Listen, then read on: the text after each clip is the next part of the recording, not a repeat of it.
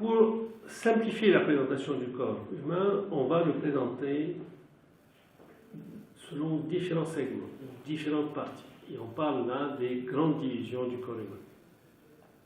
Donc on va avoir la tête, le cou, ce cou qui va relier la tête au tronc, et puis sur le tronc, il va y avoir les 4 membres, 2 membres thoraciques et 2 membres pelviens.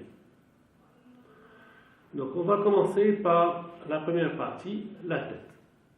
Donc la tête, elle est composée de 2 grandes parties, le crâne et la face.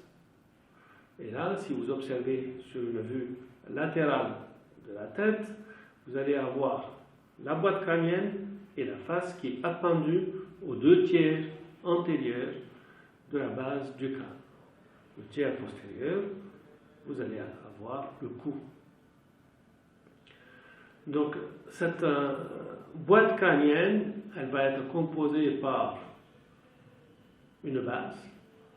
Cette base est composée de 3 étages. Vous avez l'étage antérieur, l'étage moyen et l'étage postérieur. Et à partir de cette base, il va y avoir le départ des nerfs qui sont dits des nerfs crâniens et également les éléments vasculaires.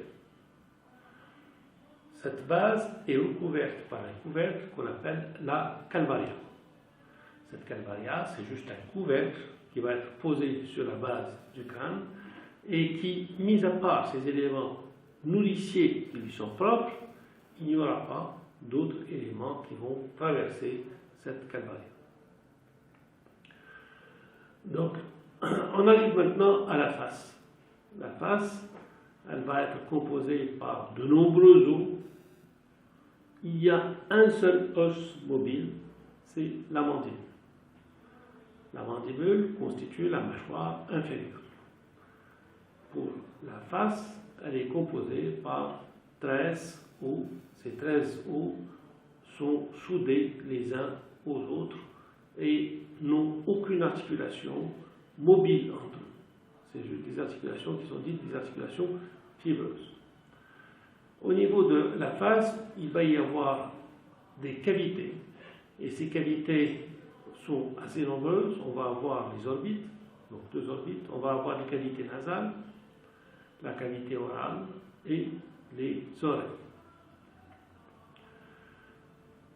Donc, on résume, donc au niveau de la tête, nous avons 2 parties, le crâne et la face. Et on va voir maintenant comment cette tête va s'articuler au niveau du cou.